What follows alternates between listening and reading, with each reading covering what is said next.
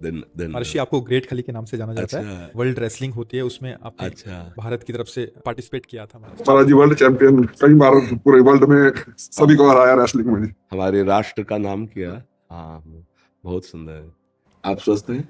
हाँ ठीक है महाराज। हाँ। हमारी प्रार्थना है जो भी नाम आपको भगवान का प्रिय उसको जपा भी कीजिएगा, क्योंकि ये शरीर एक दिन जाएगा, ये तो आपको पता है ना, जाएगा। देखो पहले जैसा था वैसा जो आज है वैसा कल नहीं, जैसा कल रहेगा वो परसों नहीं।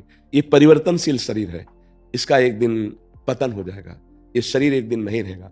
तो आपने जो किया वो आपके साथ जाएगा। देखो आपने जैसे ये, हम तो ज्यादा जानते नहीं इस विषय में, पर इतना जानते हैं कि एक क्रीड़ा है, ये युद्ध क्रीड़ा जो आपने खेला वो एक युद्ध क्रीड़ा है। उस पे आपने हमारे राष्ट्र का नाम किया, आप हमारे भारत की पहचान बने। अब जब आप यहां से जाएं तो आपके पास धन होना चाहिए, तो यहाँ का सिक्का काम नहीं करता।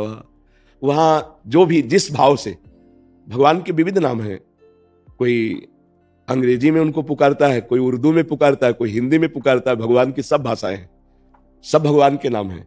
अगर सच्चाई से भगवान का नाम जब किया जाए तो हमारा जीवन आना यहां सार्थक हो जाएगा। देखो आज आपकी पहचान है भारत में, आप अमुक हैं, लेकिन ये शरीर तक है। शरीर छूटने के बाद जहां आप जाएंगे उसकी पहचान के लिए आपके पास क्या है? हमारे प्रश्न को आप समझ रहे हैं? हाँ जी महाराज। वहां आपके पास क्या जाएगा? ना तो भारत का मेडल जाएगा, ना तो इस विश्व का कोई भी, किसी भी अमेरिका, हालैंड, थाईलैंड कहीं का नोट जाएगा, उस देश में तो नहीं जाता, ना ये शरीर जाएगा। अब वहां के लिए तैयारी क्या है? भगवान ने बड़ी कृपा की। मेरी प्रार्थना है कि हमारा आपसे मिलना व्यर्थ ना जाए। आपको जो नाम प्रिय हो भगवान का, 10 मिनट ही सही, आप जरूर जपिएगा। क्या प्रिय है आपको भगवान का, कौन सा नाम? महाराज जी मेरे को पहले मैं मानता, जैसे मतलब ना, जैसे भोलेनाथ को मानते हैं महाराज। वो एक जैसे बोलते ना कि मंदिर होता गांव का, क्या बोलते हैं उसको, प्राचीन मंदिर, शिवालय मंदिर जी। सो उसके बाद बस जैसे सत्संग सुनते हैं बहुत ज्यादा, मतलब इतने संत है, सत्संग में बहुत सुनता हूँ शुरू से। अच्छा, सत्संग बहुत काफी सुनता रहता हूँ मैं। अच्छा, ये तो बहुत अच्छी बात है। लेकिन जब उनके हरकतें देखते हैं थोड़े दिन तक, फिर लगता है मन टूट जाता है। फिर मैं सोचा यार मतलब कि भाई सत्संग तो सुनो, लेकिन जो मेरे को अच्छा लगता है वो करूँ। हाँ, नहीं, एक यहाँ मैं एक बात आपसे प्रार्थना करना चाहता हूँ कि आप मिठाई पसंद करते हैं कि मिठाई वाले को पसंद करते हैं? मिठाई को। तो फिर मिठाई वाले से क्या लेना देना? तेरी बात समझ रहे ना भाई? आपने सत्संग सुना, फिर इसके बाद उनकी हरकतें देखी, तो हमें मिठाई वाले से क्या मतलब? वो जो बोलेगा वो सत्य बोलेगा, क्योंकि समाज में बोल रहा है। वो पीछे जो कर रहा है वो भोगेगा, उसका बोया हुआ कर्म है वो भोगेगा। मुझे मिठाई से मतलब है, ये मिठाई खाता है कि नहीं, ये कैसा है, मुझे इससे मतलब नहीं। मिठाई देखी और उसे खाया तो मुझे स्वाद आया। बात समझ में आई? आप यदि सत्संग सुन रहे हैं तो आपको महान बना देगा सत्संग। हाँ, ये जरूर है कि असली रुपए का ही नकली बनता है, असली रुपए का ही नकली बनता है। यदि हमें नकली नोट मिल चुका है तो असली की खोज करें, मिल जरूर जाएगा। इस सृष्टि में ऐसा नहीं है कि नकली ही नकली। अगर नकली है तो 100% असली होगा, क्योंकि नकली बना ही असली से है। अगर असली ना होता तो उसका नकली निकलता ही नहीं। इसका मतलब असली है। तो यदि आप सुनते रहे तो कहीं ना कहीं, कभी ना कभी तो असली मिल ही जाएगा। और एक बार असली मिल गया तो हृदय का परिवर्तन पक्का समझ लीजिएगा, पक्का परिवर्तन। उसकी पहचान होती है कि उसके सानिध्य मात्र से आपके हृदय में हलचल पैदा हो जाएगी। केवल प्रवचन नहीं होता, उसका जीवन होता है, उसमें पावर होता है। जैसे केवल आपकी बात नहीं, आपकी भुजाओं में पावर है, हमारी जबान में पावर होगी, हमारी अध्यात्म में पावर होगी। आपका परिवर्तन न कर दे तो उपदेश कैसा? क्योंकि अगर जीवन में सत्य है तो उस वचन का प्रभाव होगा, और सत्य नहीं है तो वचन का प्रभाव नहीं पड़ेगा। वचन का प्रभाव तभी पड़ेगा जब अन्य कोई लालसा नहीं, एक सत्य की लालसा है। तो आप क्या जपते हैं? आप मैं अभी तक तो कुछ नहीं जपता। मैं अभी तो नहीं, आज से आपको नियम लेना पड़ेगा। ठीक है जी। हमारे पास आए हैं। बिल्कुल, मैं उसके एक्चुअली में उसकी खोज में था जी कि भी मतलब क्यों, जैसे बोलते ना कि भूत प्रेत, ये बोलते देवी देवता। मैं सोचता यार मतलब कभी मेरे को एक बार दिखे तभी मानूंगा मैं। पंचभूतों से बना है ना ये। एक दो भूत देख के क्या करोगे? 5 भूतों से बना है ये। सुना है नहीं? पंचभूतों से रचित शरीर है, पर इन्हीं भूतों से मुक्त हो जाओ तो परमात्मा स्वरूप आप हो। जैसा वो प्रश्न कर रहा था, आप और परमात्मा में इतना अंतर नहीं है। जैसे 1 चम्मच गंगा जल या 1 टैंकर गंगा जल या गंगा जल की धारा, आप बोलोगे क्या? गंगा जल बोलोगे ना, तो जीव परमात्मा का अंश है ना। तो अंश का मतलब क्या हुआ? भगवत स्वरूप। अब इस शरीर में राग होने के कारण फंस गए। कोई भूत प्रेत, कोई भी इधर उधर जो भागने की दृष्टि मत लाओ। एकमात्र परमात्मा के सिवा कुछ नहीं, वही नाटक कर रहा है, वही स्त्री बना हुआ है, वही पुरुष बना हुआ है, वही ये पंचभूत। एक दो भूत, इन्हें पंच महाभूत कहते हैं। पंच महाभूतों से रचित शरीर, सुना है आपने कि नहीं? ये शरीर पंच महाभूत, छोटे मोटे भूत क्या कर लेंगे यार? छोटी मोटी शक्तियों की क्या? आप परमात्मा के अंश है जिनसे अनंत शक्तियों का विस्तार होता है, तो आपको किसी की बातों में नहीं आना। बिल्कुल महाराज, यही सुना कि भी हम मतलब हमारे अंदर खुद भगवान है। हाँ पक्का। तो भगवान है तो जैसे बोलते हैं मंदिर क्यों जाऊं मैं, हाँ। मैं किसी के उधर क्यों जाऊं, अब आपको सिर्फ सत्संग सुनता हूँ। हाँ, आपको एक बात है, आपके अंदर सारी विद्या पहले भी विद्यमान थी, लेकिन ककारा पढ़ना पड़ा ना, मास्टर के पास जाना पड़ा ना, इसके बाद आप पीएचडी कर पाए। विद्या तो पहले भी थी। ऐसे ही भगवान है, जैसे बहुत समझदारी से दूध में घी है, पूड़ी बना के दिखाओ, नहीं बनेगी ना। उसकी प्रक्रिया है, दूध का दही जमाओ, दही का मक्खन निकालो, मक्खन को गर्म करो, अब घी बन गया, पूड़ी निकालो। ऐसे ही परमात्मा है, उसकी प्रक्रिया है। वो प्रक्रिया संत महात्माओं के समीप जाने से, उनके वचनों से, प्राप्त उपासना की क्रिया से, तब वो अंदर प्रकाशित हो जाता है। वो है तो जैसे दूध में घी। मेहंदी का पत्ता देखा है? उसमें कभी लाली मिली है?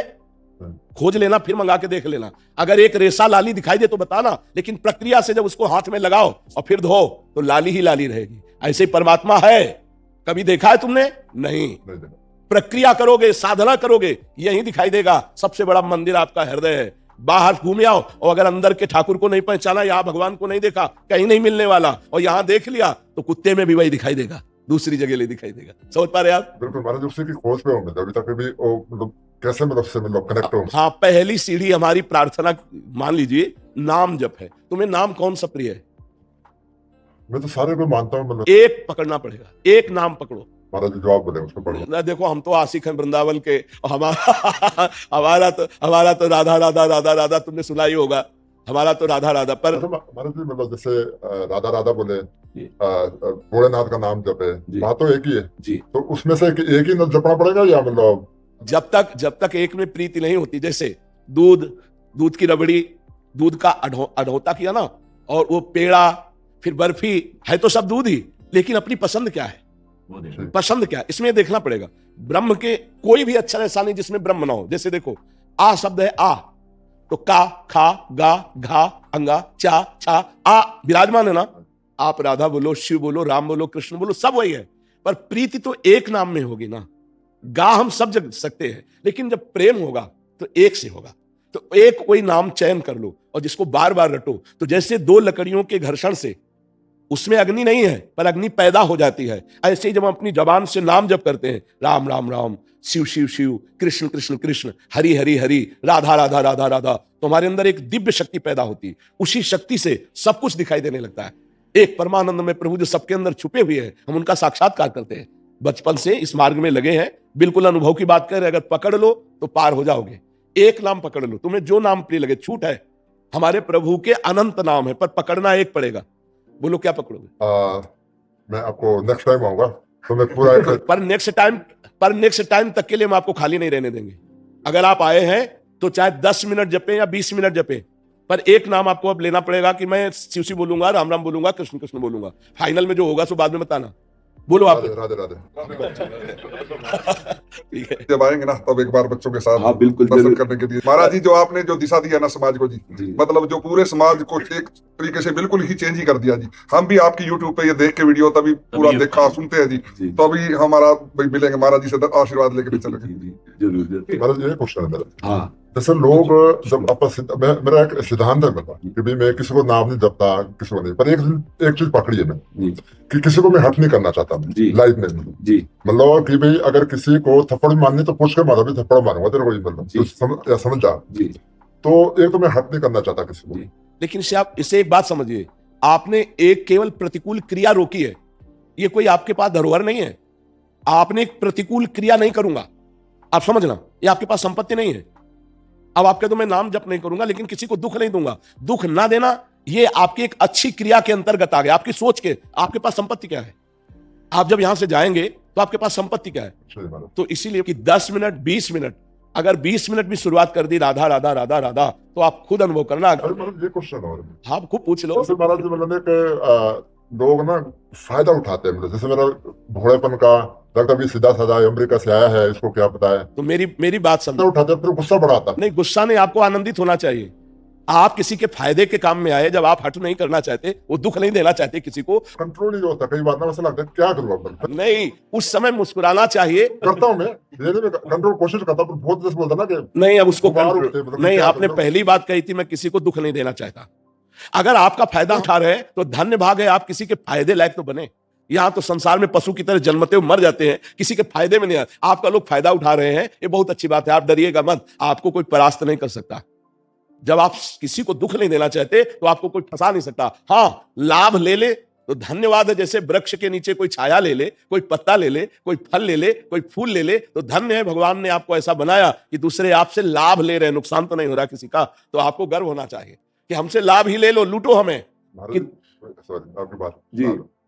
महाराज जी, मैं इसकी तलाश में था कि भी भगवान कैसे मिले जी। और सभी को ही पता है, जी।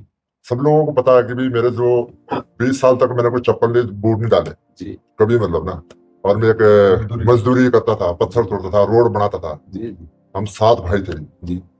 तो कभी सोचा नहीं था कि इतना मिलेगा, जी। परमात्मा ने पाने कहाँ से मिला, कभी सोचा नहीं था, मतलब ये हकीकत, मतलब अपनी ये सबको पता है, मतलब जी। इतने बड़ा आशीर्वाद परमात्मा का। जी।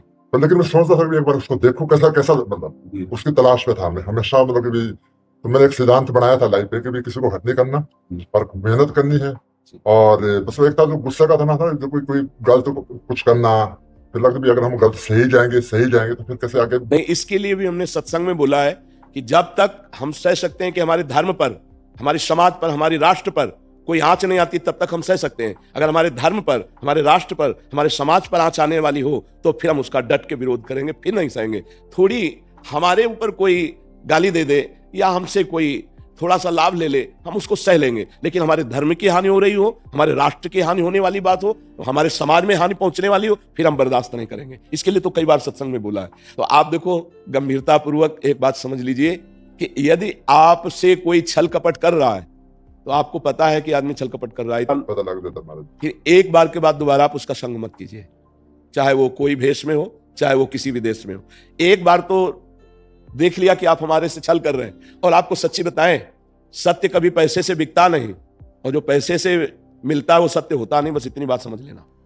अध्यात्म कभी पैसे में बिकता नहीं, और जो पैसे से मिलता है अध्यात्म होता नहीं। अगर ये बात पकड़ लोगे तो कभी छल कपट में फंसोगे ही नहीं।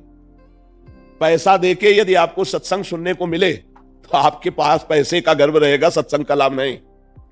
जो सत्संग है वो केवल सत्य विचार की भावना से तुम्हें मिलेगा, उसमें अर्थ की प्रधानता नहीं होगी। फिर छल कपट कौन कर सकता है? जब आपका परिचय जानकर हम आपका आदर करेंगे तो भगवत भाव से, क्योंकि हम भगवान के दास हैं, हमें किसी से कुछ नहीं। समझ में आया? अब आप प्रश्न करो और उत्तर लीजिए, और आपका जीवन मंगलमय हो, ये आशीर्वाद हमसे लीजिए। आपकी जेब से कोई मतलब नहीं है। अनंत ब्रह्मांडों के स्वामी के हम दास हैं, जिसके लक्ष्मी चरण चापती रहती है। और हमको अगर ये भरोसा हो जाए कि अमेरिका से आए, हालैंड से आए, हमें कुछ देंगे, तो धिक्कार हमारे ज्ञान को, हमारे वैराग्य को, हमारी भक्ति को, फिर तो छल कपट ही रह जाएगा। हाँ, इसलिए सावधान होकर अपने मार्ग में चलिए। अरे देखो, महाराज अपना जरूरी है, कर्म करना जरूरी है। बिना नाम जप किए कोई सत्कर्म टिकेगा नहीं। कर्म 2 प्रकार के होते हैं, एक शुभ कर्म, एक अशुभ कर्म। अशुभ कर्म माने पाप कर्म, शुभ कर्म माने पुण्य कर्म। एक है सोने की जंजीर, एक है लोहे की जंजीर। सोने की जंजीर से बांधने तो आप बंध जाओगे, लोहे की जंजीर से बांधने तो बंध जाओगे। अब हम शुभ और अशुभ दोनों से मुक्त होकर परमानंद प्राप्त करना चाहते हैं। उसके लिए कर्म करते हुए नाम जप जरूरी है। मामन स्मरण युद्ध चाहे, भगवान आदेश कर रहे हैं, मेरा स्मरण करते हुए युद्ध रूपी कर्म कर। क्या चला जाएगा? अगर राधा राधा बोल करके कुश्ती लड़ रहे हो, राधा राधा बोल करके जो भी काम कर रहे हो, अंदर राधा राधा चल रहा है। माला चलाने की बात नहीं कर रहा हूं, अंदर राधा राधा चल रहा है, स्मरण नाम का चल रहा है और कार्य कर रहे हो। इससे बड़े महात्मा और क्या हो सकते हो? ये नाम तुम्हारे साथ जाएगा। दान पुण्य एक शुभ कर्म है, पाप अधर्म एक अशुभ कर्म है। दोनों का फल है एक दुख और एक सुख। सुख जैसे अभी आप बोले, दुख जो पीछे बोले कि चप्पल भी नहीं थी, पत्थर तोड़ करके कर, तो वो उस समय का कर्म था। आज तुम्हारा पूर्व का पुण्य फलीभूत हुआ, समाज में सम्माननीय और राष्ट्र के गौरव कहे जा रहे हो। ये कर्म है केवल, लेकिन इससे मोक्ष मिल जाएगा, भगवान मिल जाएंगे ऐसा नहीं। उसके लिए नाम जप करना पड़ेगा, नाम जपना बहुत जरूरी है, उसके बिना नहीं बनेगा। तो आप चाहे 20 मिनट ही जपिए, 10 मिनट जपिए, पर राधा राधा राधा राधा। महाराज उसका ऐसा कोई टाइम, ऐसा पर्टिकुलर नहीं, कहीं भी हम नहाने धोने के लिए नहीं बोल रहे। अगर आपको टाइम ना हो, ठीक है, कभी भी कहीं भी कैसे भी, ठीक है महाराज। आपका जब अंदर से राधा राधा राधा बोलोगे ना, वो सत्य वस्तु जमा होने लगेगी। एक दिन आप देख लेना। ठीक है महाराज, मैं आज से स्टार्ट करूंगा। लेकिन महाराज जो माला जपते हैं उसका क्या है, मतलब उसमें संख्या में प्रियता बढ़ती है। जैसे आज हमने 20 बार जपा, माला में 108 है, अब हम 10 माला जपने लगे तो हमें और लोभ बढ़ेगा, 15 माला जपेंगे, 50 माला जपेंगे। बकाया माला से भगवत प्राप्ति नहीं, जप से भगवत प्राप्ति है। हम लोग प्रायः देखो सबको यही आदेश किए, श्वास की माला से जपो, अभ्यास करो इस माला से, और फिर श्वास श्वास। जैसे हमारी राधा राधा राधा राधा माला चल तो रही है, श्वास चल रही नहीं, एक ऊपर गई फिर नीचे आई, ऊपर गई तब राधा, नीचे गई तो राधा। चाहे आप जो कार्य कर रहे हो, श्वास श्वास नाम जब करने लगो तो भगवान की निश्चित प्राप्ति हो जाएगी। ठीक है।